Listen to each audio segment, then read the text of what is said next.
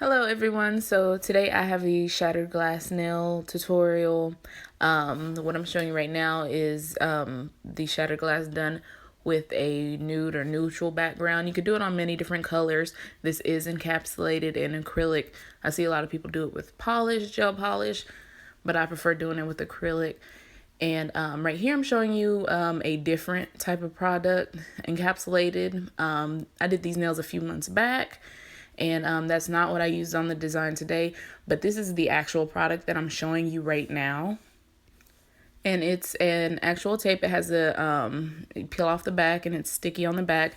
And I found this at Michael's, and I'm sorry I don't know the name. I know it's in the duct tape section. It wasn't the actual duct tape brand. But you can use, any type of hoop tape, duct tape, any of the film you see on eBay or like Ocean Nail Supply. The process is all the same. The reason I wanted to show you this is because it does have a sticky back, and I wanted to show you guys how I store it, keep it, and for use the easiest way. So I find that if you put clear acrylic down on your surface, whether it's like the back of a form, right now I'm using like a plastic container, and you can see that the pieces are tacky. So what you want to do is lay down a layer of like clear acrylic. Well, I recommend only clear acrylic to stick to that backing, to actually stick to the backing. And what you're trying to do is like an effect with like bread dough and putting flour on the table, so it won't stick to your hands or to your table. So it's the same effect. Sorry. So I recommend doing that whether you're using the sticky back or the actual film, because it does get like a static cling to it. So I find that this works best. So today I'm going to be using this film that I show in these nails. And again, both these nails I'm showing you in the inserts are from a couple months back. And they're both done with a clear background. And it gives a very beautiful effect. But today I'm going to show you with nude. The process is exactly the same, except you'll be using a clear base instead of a nude. So I'm showing you the brand of the tissue paper I use. It's called Celebrated. You can get it at Michael's. And I'm showing you the same process. I put clear in the container or the tray, whatever you're using to hold the pieces while you cut them and where you sit them at and kind of divvy them out.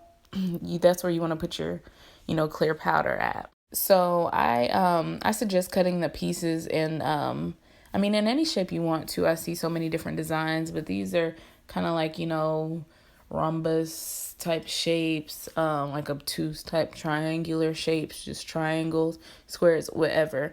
You just want to, just whatever look you're going for, kind of look at pictures, see, examples, try some things out.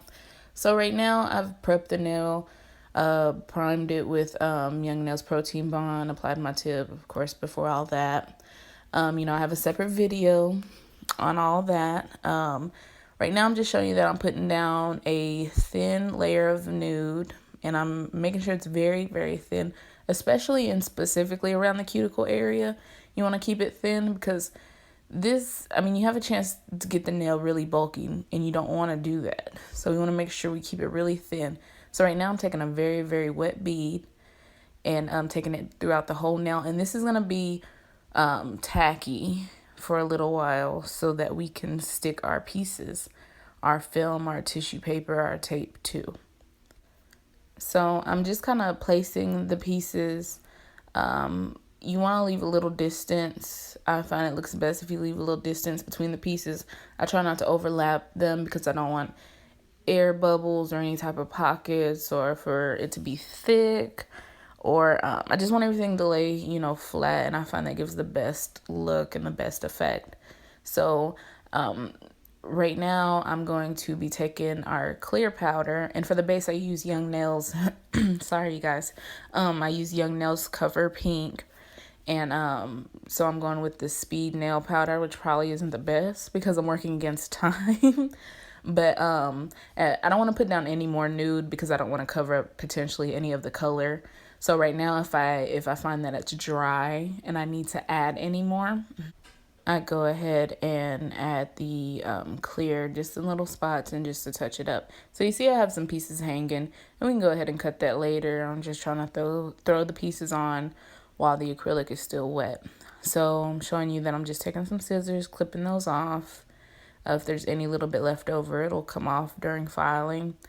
So at this point, I am going to fit pieces in any small areas just to try to make the work look complete. So I'm just kind of cutting little pieces, try to custom fit them into little spaces, little areas. So after I do this, I'm going to go ahead and encapsulate with the clear powder. And I'm just showing you how it looks. Everything's on there. The acrylic's dry. Pieces are on there and they're secure. So now I'm going to take a pretty wet bead and I'm going to encapsulate the nail. And I want to make it thinner around the cuticle area. Again, we don't want, big bulky nails to look like press-ons. And it is, again, a wetter bead because we want to make sure that it flows into all the crevices. If there is any divots or anything, any texture on the nail with the whatever product you're encapsulating, you want to make sure that the acrylic is wet enough to flow over them areas in between spaces and crevices. So I'm just pressing it into place because, again, we don't want any air bubbles, or we want to reduce as many as possible. So it's important to continually, I find, to just work the acrylic into place and kind of pat it and work it and smooth it out. Because you want to make it look as flawless as possible. So after this, you're going to see that I have a little space at the cuticle area, and you could tell, when something isn't encapsulated because it's still sparkly and pretty. So you can see I'm pointing to it right there. So I'm just taking a little bead and covering that up because we don't want to file it up.